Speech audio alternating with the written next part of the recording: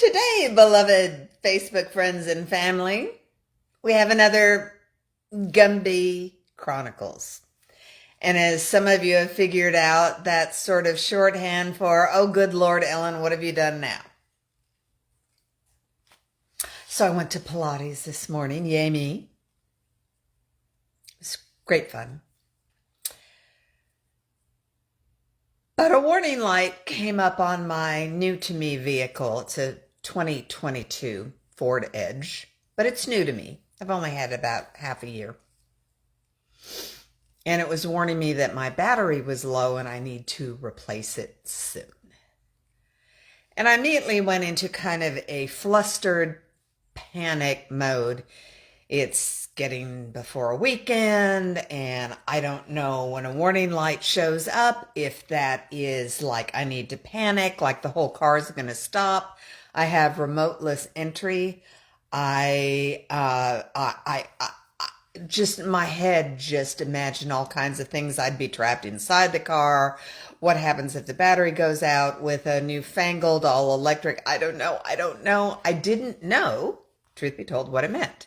I just didn't know. And so I was trying to think, how long can I go with a low battery? I mean, does the battery just go out? And then I was remembering something Charles had told me, that when it gets really cold, and we've had frigid weather, that can really run your car battery down. And anyway, I was like getting myself all worked up. And I missed the one that I could just say, I'm getting myself all worked up, who would then say, whoa, I got you. Well, fortunately, my Pilates studio is very near my car dealership. So there's a whole bunch of car dealerships all together. And I pulled into the service department and it didn't look familiar. And I had just had my oil changed in November, but it really didn't look familiar. And as I got inside the service department, I realized, oh, I went in the wrong one again. I was in the Dodge service department, not the Chevy. Even though I have a Ford, I go to the Chevy because I bought the vehicle from the Chevy. It's a thing. And I kind of got a sidelined eye roll from the girl who recognized me from the last time I went to the wrong place, I guess. And I told her, you know, basically what my situation was, and she just looked pained.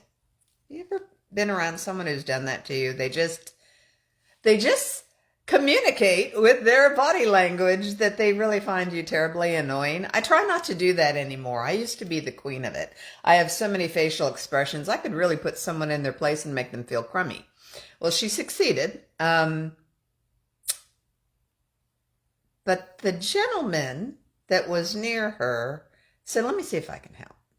What did the warning light say? Now I'm flustered. I know I'm in the wrong place. I don't know what's wrong with my car. He's going to ask me questions I can't answer because I don't know. I can tell you all about anti-aging makeup. Don't ask me about batteries.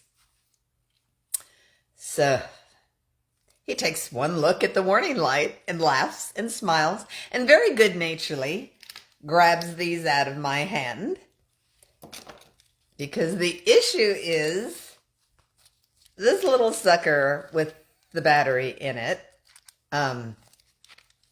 is low. It's the low key battery. I just thought key meaning consequential, important. No, it meant key battery. See, I don't even know what my warning lights mean. And try to find that on your on-screen manual. Now, Marita Johnson, I love you to pieces, because she had recently told me she successfully changed out her own battery. He grabbed these and ran to the back. Smart man. And returned them, apparently fixed. No charge. And he was so exceedingly kind to me. Thanked me for my business, appreciated that I bought a vehicle from the whole conglomerate of dealerships and their various things. If I had any problems in the future, come to him, he'd be happy to help me. And I started to bawl. Cried my little eyes out.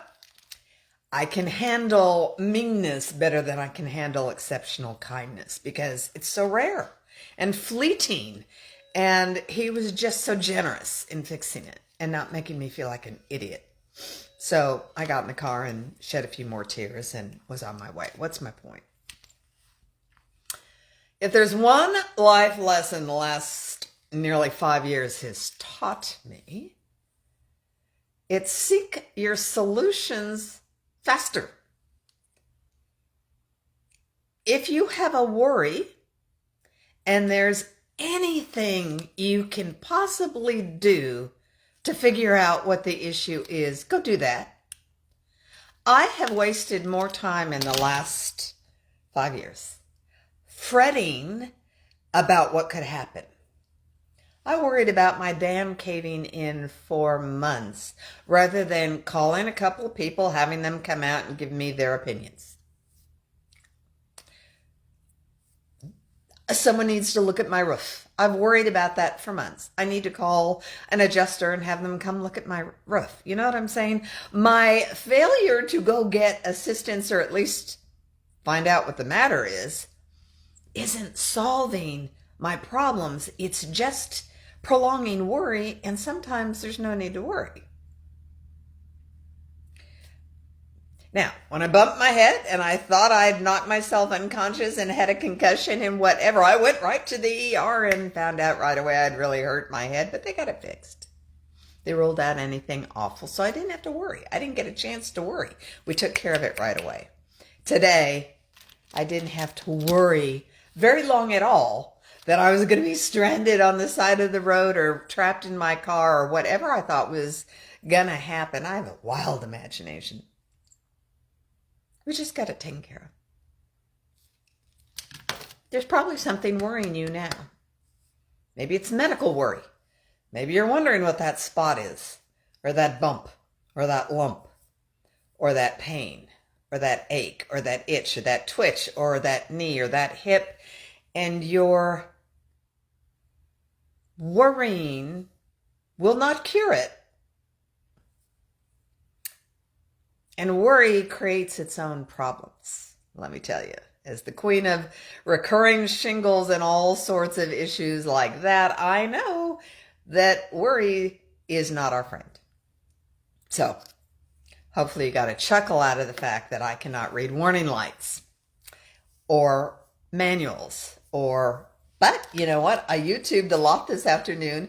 I now know if this sucker were to go out, I know exactly how I could use it to open my car. That's pretty cool.